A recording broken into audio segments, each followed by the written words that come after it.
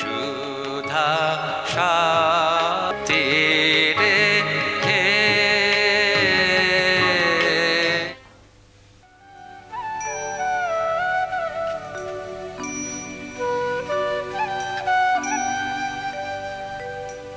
না, বইপত্রগুলো খুব একটা হাত পড়ে না, নাইলে এত ধুলো জমবে। বিষ্ণুদা, হ্যাঁ, তুমি শেষ কখন বৈঠকখানায় গেছো? অনেকক্ষণ। সে লক্ষ্মীমণি গেল, তারপরে আমি বেরিয়ে এলুম। গিন্নিমা তো আজকাল লক্ষ্মীমণি আর আমাকে এক জায়গায় দেখতেই পারে না। মা মনে হয় কোনো ছেলে মেয়েকেই এক জায়গায় দেখতে পারেন না। কেন কে জানে, নিজে কিন্তু সারাক্ষণ বাবার ছায়া হয়ে ঘুরছেন। কেন, বৈঠকখানায় কি? না, সেখানে একজন মার সাথে কথা বলছেন। কথার ফলাফলটা কি হলো সেটাই জানতাম। একজন মানে তো ওই শৈলেন্দা বাবু। দাঁড়াও, আমি দেখছি। এই যে, কোথায় যাওয়া হচ্ছে? পথ ছাড়ে লক্ষ্মীমণি, এখন নিজেদের কথা বলার সময় নয়। আমি দিদিমণির কাজে যাচ্ছি। কোথায়? বৈঠকখানায়? গিন্নিমার হাতে মার খেয়ে মরতে? মোটে যেও না, গিন্নিমা কিন্তু। কেন, কি হয়েছে? না, কি আবার হবে, ওই শৈলেন্দা বাবু এসে গিন্নিমার ঠান্ডা মাথাটা একেবারে গরম করে দিয়ে গেলেন। তিনি তো এমন ভাষা ব্যবহার করার মানুষ নয়। না, তিনি খারাপ ভাষা ব্যবহার করেননি, তবে আমি লুকিয়ে লুকিয়ে শুনেছি, বেশ মিষ্টি করেই ঝাল ঝাল কথাগুলো বলছিলেন। মা কি তাকে খুব অপমান করেছেন? না, গিন্নিমা যতটা পেরেছেন বেশ মিষ্টি করেই শৈলেন্দা বাবুকে ঘোর অপমান করলেন। এখন বাড়িতে আসা না বন্ধ করে দেন। এই সময় যদি কর্তা বাবু থাকতো, তাহলে শৈলেন্দা বাবুর কিচ্ছু হতো না। বিষ্ণুদা, হ্যাঁ, আমি যাই। মা যদি তাকে সত্যি অপমান করে থাকেন, তার কালো মুখটা আমি দেখতে পারবো না। যাওয়ার সময় নিশ্চয়ই আমার সঙ্গে একবার দেখা করে যাবেন। আমি বরং যাই। তুমি যাচ্ছ কেন দিদিমণি? তোমাকে দেখলে অপমানের জ্বালাটা হয়তো একটু ভুলতে পারতো বেচারা। না, মানুষ কেন এত নিষ্ঠুর হয়?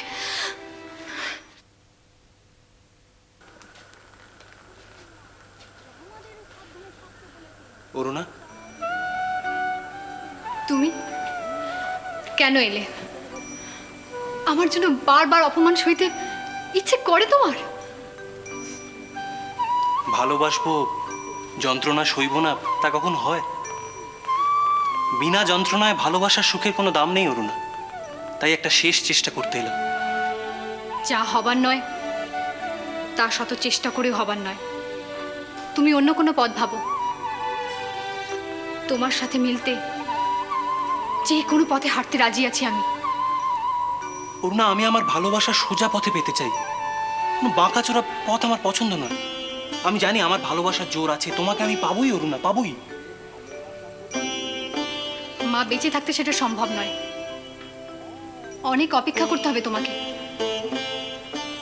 আমি আমার নিজের মৃত্যু পর্যন্ত অপেক্ষা করব, কিন্তু মাথা উঁচু করে তোমাকে আমি নিয়ে যাব, পালিয়ে নয়। শেষ চেষ্টাটা আমি করবই অরুণা। কোন নতুন চেষ্টা করতে এলে তুমি? প্রমথ কাকা বাড়ি ফিরেছেন? না, তবে ফেরার সময় হয়ে গেছে। কেন? না, মাসিমার কাছে আবেদনের ফল হিসেবে অসম্মান পেয়েছি। তাই একবার প্রমথ কাকার কাছে আবেদন জানিয়ে যদি সম্মান পেতাম, যদি সম্মান পাই, আমি সেই আশায় এলাম। আবেদন জানানোর মতো অমন সদাশয় মানুষ তুমি আর দুটি খুঁজে পাবে না, এটা ঠিক। কিন্তু বাবা যে মার বিপরীত পথে যাবেন না এটাও ঠিক। কারণ প্রমথ কাকা প্রশ্রয় দিতে পারেন, কিন্তু সিদ্ধান্ত নিতে পারেন না, সেটা আমি জানি। জেনে শুনেও এলে কেন?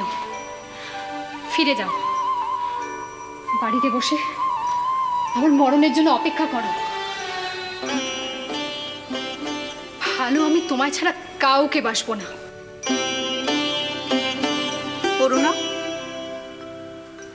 অরুণা, তুমি ও ঘরে যাও। যা বলার আমার সামনেই বলো মা। সেটা শুনতে তোমার ভালো লাগবে না? না শুনলে যে ফলটা ফলবে সেটাও আমার ভালো লাগবে না মা। শৈলেন, দুপুরে তোমাকে আমার মতামত জানাতে কোনো দ্বিধা করিনি। তোমাকে আমার পছন্দ অপছন্দটা কি ঠিকঠাক বোঝাতে পারিনি? বুঝেও আমি আবার এসেছি মাসিমা।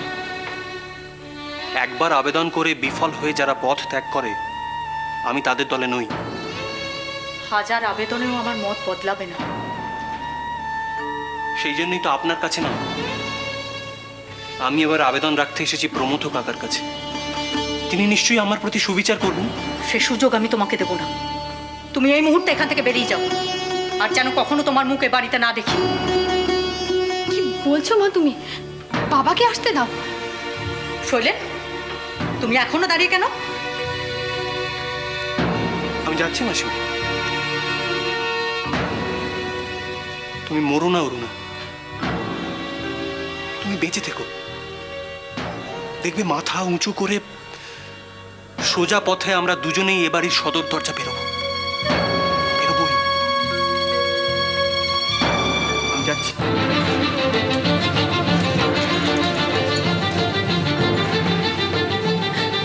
এটা কি করলে মা? তুমি এটা কি করলে? আমি যে নিরুপায় মা, আর যে কোনো উপায় ছিল না।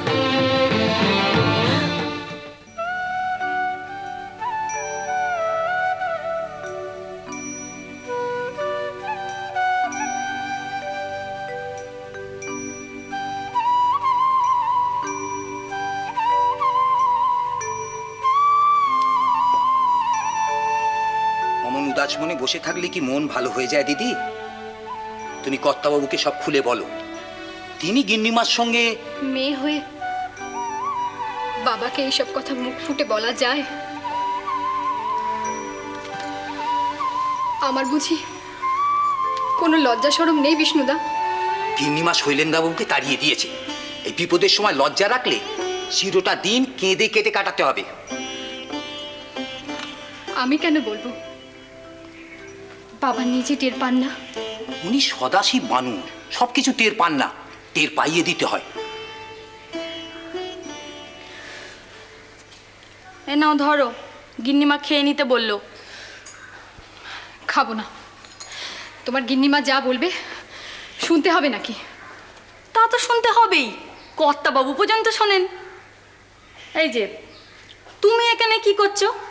কর্তাবাবুর আর ছুটি, সারা দিন বাড়িতে। তুমি জানো না? ও হ্যাঁ হ্যাঁ হ্যাঁ, কর্তাবাবুর তো ছুটি। যাই, আমিও তার কাছে ছুটি। বিষ্ণু, এই যে বিষ্ণু, আমার জল খাবারটা বরং এই ঘরেই দিয়ে দে। আচ্ছা। কি হয়েছে মা? হ্যাঁ, মুখ ফিরিয়ে কেন? ছেলের ওপর রাগ হয়েছে? কিন্তু তার তো কোনো কারণ দেখি নে মা। হ্যাঁ, এ কি মা, চোখ যে জলে ভরে আছে মা, কি হয়েছে আমাকে বল মা। কিছু না, বল মা। কিছু না, বল মা। কিছু না বাবা। কি হলো দিদিমণি? দুধটা যে পড়ে রইলো। কর্তাবাবু, আপনি একটা কিছু করুন। কাল রাত থেকে দিদিমণি কিচ্ছুটি খাচ্ছেন না। কিন্তু তার কারণটাও তো জানা দরকার বিষ্ণু। গিন্নিমা দিদিমণিকে শাসন করেছে কর্তাবাবু। কি এমন অপরাধ সে করলো যে শাসনের চাবুকে চোখ ফেটে জল বেরিয়ে আসবে? গিন্নিমা এই শৈলেন্দ্রবাবুকে অপমান করে তাড়িয়ে দিয়েছে, এ বাড়িতে ঢুকতেও আরম্ভ করেছে। সে কি? কবে? আমি তো জানলাম না কিছু। আমিও জানি না, এই লক্ষ্মীমণি বলছে। না না, এ তো ঘোর অন্যায়। না না, মেয়ের তো চোখ ফেটে জল আসবেই। গিন্নির সঙ্গে কথা বলতে হচ্ছে। সরো সরো দেখি। তুমি কি মনে করো অরুণা শুধু তোমারই মেয়ে, আমার নয়? তার ভালো মন্দ বোঝার দায় আমার নেই? দায় কি আমারও নেই শুনি? সন্তানের ভালো করতে হয় শুধুমাত্র তার চোখের জল ফেলিয়ে? হাসি মুখে মেনে নিতে পারে এমন শাসন কি হয় না শুনি? শাসনটা রোগের ওষুধ, খেতে তেতোই হয়। মেয়ে আমার অসুস্থ নয় যে কিন্তু ওষুধ খাইয়ে তাকে সারিয়ে তুলতে হবে। তুমি প্রশ্রয়ের চোখে দেখছো, তাই ওর রোগটা তোমার চোখে ধরা পড়ে না। ধরা পড়ে, কিন্তু ভালোবাসাটাকে রোগ বলে আমি মনে করি না। যদি তাই হতো শুনি, তাহলে তুমি আমি দুজনেই তো একইভাবে সেই রোগে পড়েছিলাম একদিন। কই আমরা তো সে রোগে মরিনি শুনি, আমরা তো বেঁচে আছি। ভালোবাসাটা রোগ নয়, কিন্তু পাত্র বিচার না করে ভালোবাসাটা একটা রোগ। আমরা যথেষ্ট বিচার বিবেচনা করে। কেন? পাত্র হিসেবে শৈলেন নিকৃষ্ট কিসে? যথেষ্ট ভালো ছাত্র সে, বিজ্ঞানের ছাত্র হয়েও ইংরেজি সাহিত্যের উপর যথেষ্ট দখল রাখে, উজ্জ্বল ভবিষ্যৎ, এমনকি যথেষ্ট উঁচু বংশের ছেলে। তুমি যে কথাগুলো বলছো সেগুলো কিন্তু সবই আমার জানা, আর জেনেছি তোমার আগেই। সব জেনেও তুমি ছেলেটাকে তাড়িয়ে দিলে? আচ্ছা শুনি, তুমি একবারও ভাবলে না যে ওর অপমান অরুণার বুকে শেলের মতো বিঁধবে? খবরটা কে দিলে তোমায়? শৈলেন? শৈলেন অত অভদ্র ছেলে নয়। তাহলে অরুণা? প্রশ্রয়ের কান নিয়ে শুনলে মায়ের বিরুদ্ধে মেয়ের অভিযোগ। আমার মেয়ে অত নির্লজ্জ নয় যে নিজের মুখে বলবে। তার চোখের জলে ভাষা আছে। শোনো, আমি তাকে যেচে অপমান করিনি। এতদিন ধরে তো দেখছো আমায়, সৌজন্যবোধের অভাব দেখেছো কখনো? শুনি সেই জন্যই তো অবাক হয়েছিলেন তুমি। আমি তাকে ভালো মুখে অরুণার আশা ত্যাগ করতে বলেছিলাম, মান্য করলে না। তোমার কাছে আপিল জানাতে এলো, তাড়িয়ে দেওয়া ছাড়া উপায় কি? যাক, মায়ের মতো শাসন করেছো, এবার ছেলেটিকে ডেকে নাও। তুমি কেন বুঝতে পারছো না? অরুণা না খেয়ে শুকিয়ে মরবে, বাঁচবে না শৈলেন। না, সন্তান মানুষ করতে গেলে একটু কঠোর হতেই হয়। বিধাতা যাকে আমাদের কাছে পাঠিয়েছেন, বিধির বিধান মেনেই তার ভবিষ্যৎ আমাদের ঠিক করে দিতে হবে। বিধাতা চান না শৈলেন অরুণার মিলন? জানি না, আমি জানি না।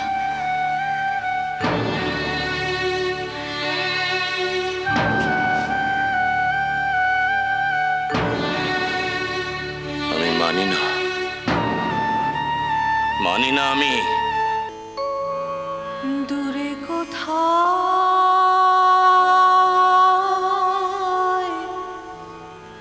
দূরে দূরে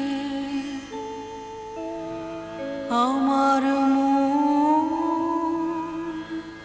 বেড়ায় গো, ঘুরে ঘুরে।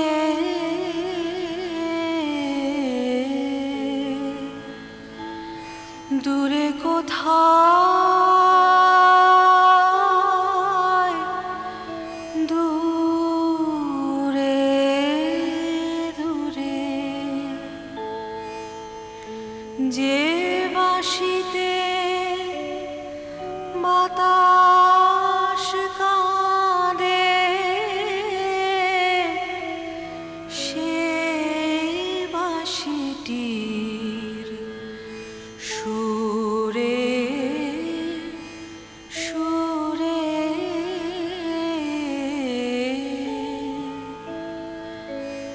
দূরে কোথায়, দূরে দূরে যে পথ সকল দেশ পারায় উদাস হয়ে যায় হারায়,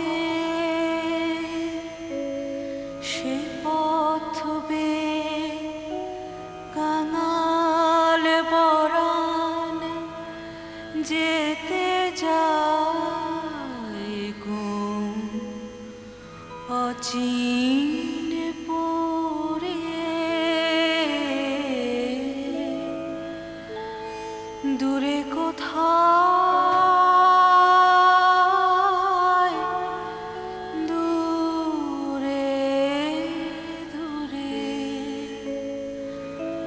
আমার মন বেড়ায় গো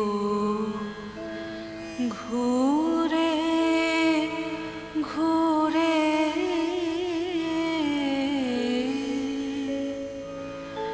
দূরে কোথায়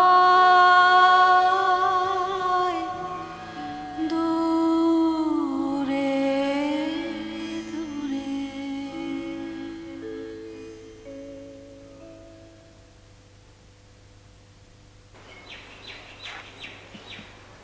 আগো দিদি, তো গান গেয়ে প্রাণটা অবস্থা কত করে তুলবে? চান খাওয়া তো কিছু করতে হবে নাকি? এভাবে যে প্রাণটা যাবে। একবেলা তাকে দেখিনি, কিন্তু মনে হয় কত দিন দেখিনি। হে জীবন নিয়ে আমার কি লাভ লক্ষ্মীদি? এভাবে তো জীবন যাবে না, তবে একটা রোগ বাঁধাবে। অবশ্যই তাতে একটা ভালোই হবে। শৈলেন্দ্রবাবু সব অপমান ভুলে তোমার কাছে ছুটতে চলে আসবে। সে আসবে না, আসার হলে সকালেই তো আসতো। মা কি একটু অপমান করেছেন? আমরা তো তাকে সম্মান করি, তার কোনো দাম নেই। আসবে গো দিদি, যে অপমানটা সে হয়েছে ভুলতে তো একটু সময় দেবে। কাল সারা রাত ঘুমোতে পারিনি। চোখ বুঝলেই তার অপমানিত লাল মুখটা আমার চোখের সামনে ভেসে ওঠে। আমি যে কি করি ভেবে পাই না। আচ্ছা দিদিমণি, গিন্নিমার আপত্তিটা কিসের সেটা বুঝতে পারো? অমন সুপার তোর পছন্দ হয় না কেন? এই বয়সে এসব করতে নেই। যখন তাকে ভালো লেগেছিল তখন তো কিছু খেয়াল হয়নি যে বয়সের খেয়াল হবে। তুমি দেখো, কর্তাবাবু গিন্নিমাকে বুঝিয়ে তাকে আবার ঠিক আনবে। মা তো, তাই তোমার কষ্টে সেও কষ্ট পায়। আমি লুকিয়ে দেখেছি, গিন্নিমাও কাঁদে। বড়রা ছোটদের বোঝে না গো লক্ষ্মীদি।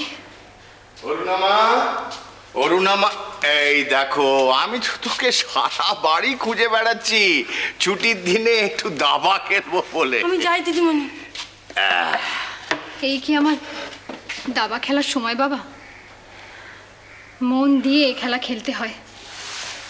আনমোলা হলে গুটি নাড়ানোই সার হয়, খেলা হয় না। আমি যে নিরুপায় মা, তুই মুখ ফুটে আমায় কিছু বলিস না বলে আমি তোর মনের ভেতরটা দেখতে পাই না তা কিন্তু নয়। মনের কথা বুঝে আমার কি লাভ হচ্ছে বাবা? কি করবো বল, আমি যে তার যুক্তির কাছে হার মেনে যাচ্ছি, কিন্তু কি করে তাকে বোঝায় যে যুক্তি দিয়ে কোনো সম্পর্ক তৈরি হয় না। মাই বা কেন এত একগুয়ে বাবা? আমার তোমার কারোর কথারই কি কোনো দাম নেই তার কাছে? আমরা এবার তার কথা শুনবো কেন? শুনতাম না যদি অযৌক্তিক হতো। কিন্তু মা, জীবনটা তো আর আবেগে চলে না, চলে যুক্তির পথে। তাছাড়া এই স্বভাব তার জন্মসূত্রে পাওয়া।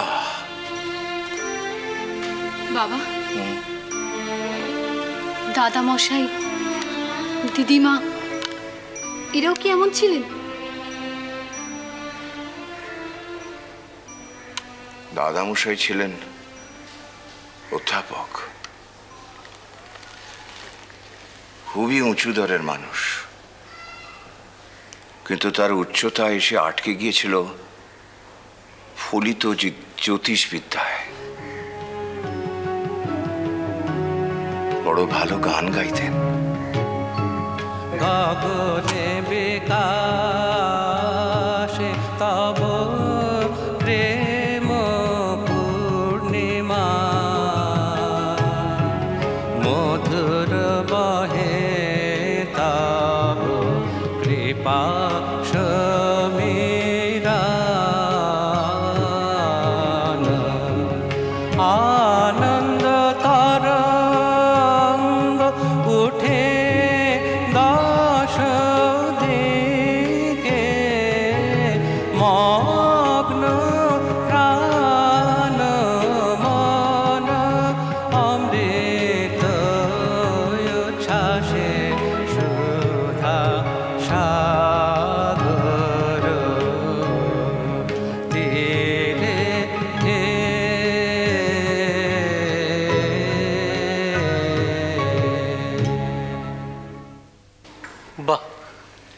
এত ভালো গান শিখলেন কোথায় স্যার? সঙ্গীত সাধনার সময় পেলেন কখন? বুঝলে বাবা প্রমথ, এ আমাদের বংশগত ব্যাপার। জানো, আমার পূজনীয় পিতৃদেব নৈয়ায়িক ছিলেন, কিন্তু ওর গানের গলাটি ছিল বড় চমৎকার। কেন, আমার মা সুনেত্রাও তো বেশ গায়। আসলে শোনার সৌভাগ্য হয়নি কখনো। কখন আর শোনা হবে? সারাটা সময় তো শুধু ওই ফলিত জ্যোতিষ নিয়ে ঝড় বয়ে যায়। বুঝলে বাবা প্রমথ, এই ফলিত জ্যোতিষ এটা মনের আকাশে একটা ঝড়ের মতো, এর বিস্ময়ের শেষ নেই। নবগ্রহ একে অপরের অবস্থানে নিজেদের চরিত্র বদলে ফেলে। আচ্ছা বাবা, তুমি ঈশ্বরে বিশ্বাস করো না, কিন্তু জ্যোতিষে বিশ্বাস করো। এটা এটা আমার একটু অবাক লাগে জানো। জ্যোতিষ নয় মা, ফলিত জ্যোতিষ। আর ঈশ্বরের প্রতি অবিশ্বাসটা আমি পেয়েছি আমার বাবার কাছ থেকে। কিন্তু একটা ব্যাপার আমার খুব অবাক লাগে, তুই জ্যোতিষে, ফলিত জ্যোতিষে বিশ্বাস করিস, আবার ঈশ্বরে ঘোর বিশ্বাসী। মা যে ঈশ্বরে বিশ্বাসী বাবা। না মা, দেবদেবীরা কিচ্ছু করতে পারে না। এই পৃথিবীটা চলে গ্রহ নক্ষত্রের অবস্থানের উপরে। কিরকম স্যার, একটু বুঝিয়ে বলবেন আমাকে? ধরো, গ্রহ সন্নিবেশ চক্রে যদি দেখা যায় যে মঙ্গল গ্রহ মেষ রাশিতে অবস্থান করছে এবং শুক্র মীন রাশি থেকে মেষ রাশির দিকে যাচ্ছে, তাহলে মেষ রাশির জাতকের পক্ষে সেই সময়টা শুভ হবেই। কোনো দেবদেবী এর নড়চড় করতে পারেন না, আর পারেনি না যখন, তখন মেনে কি লাভ? এটা কিন্তু ঠিক বলেছো বাবা। তবে কি জানো, দেবদেবী আর ঈশ্বরের মধ্যে একটা ফারাক আছেই। কি জানিস মা, আমি যখন চতুষ্পাটিতে পড়তাম তখন আমি তোর মতো ঈশ্বরেও বিশ্বাস করতাম, কিন্তু গণিতে এমএ পড়ার পর থেকে ঈশ্বরের প্রতি বিশ্বাসটা আমার চলে যায়। নৈয়ায়িক বাবার ছেলে তো, সবকিছু যুক্তি দিয়ে, বুদ্ধি। স্যার, আমার যুক্তি কিন্তু অন্য কথা বলে। বয়স বাড়ুক, সব যুক্তি বদলে যাবে প্রমথ। তখন বুঝতে পারবে যে ফলিত জ্যোতিষ সমস্ত নিয়ম কানুনের ঊর্ধ্বে। ফলিত জ্যোতিষী ছাড়া আর সব নিয়ম অসার, মিথ্যে। আমার বাবার জন্য আমার গর্ববোধ হয়। এমন যুক্তিবাদী মানুষ খুব কম দেখা যায়। নিজের বিশ্বাস অবিশ্বাস কি সুন্দর যুক্তি দিয়ে বোঝাননি। আমারও খুবই শ্রদ্ধা রয়েছে এই মানুষটির প্রতি, কিন্তু আমার মনে হয় ওনার কিছু বেকার বিশ্বাস গ্রহ নক্ষত্রের উপর ভিড় করেছে। এ তুমি এক ধরনের গোঁড়ামি বলতে পারো। গোড়ামিও কার যাই হোক, আমি কিন্তু ওই ফলিত জ্যোতিষে বিশ্বাস করি। হ্যাঁ, কিন্তু কেন করো? আকাশ ভরা সূর্য তারা একে অপরের টানে ঘুরে বেড়ায়, আবার সেই টান কাটাবার চেষ্টাও করে।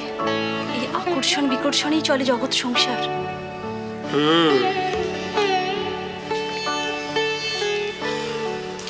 কিন্তু আমাদের চলে কি করে?